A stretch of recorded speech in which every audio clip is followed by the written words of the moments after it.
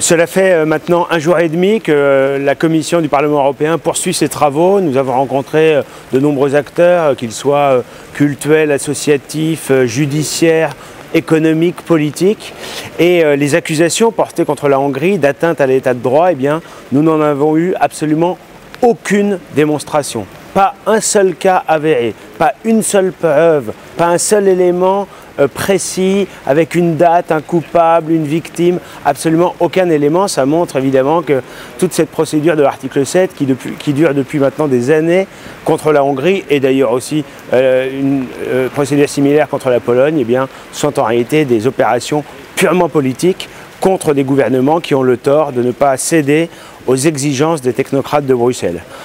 Évidemment, avec mon collègue George Buxadé,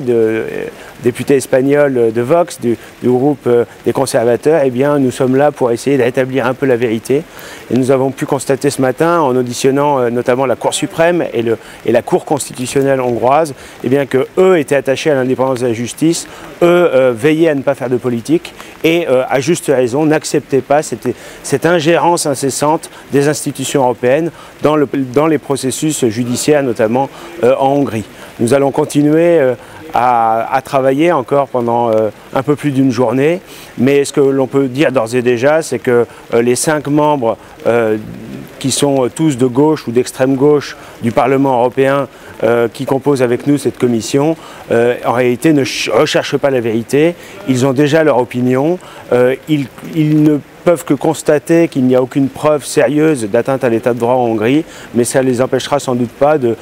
présenter ensuite un rapport accablant. La bonne nouvelle, c'est que tout ça sera relativement inopérant puisque la procédure de l'article 7 est totalement bloquée au niveau du Conseil parce que beaucoup de chefs d'État et de gouvernement ne veulent pas participer à cette offensive contre un État membre, à cette offensive contre la Hongrie qui veut demeurer libre et montre un peu la voie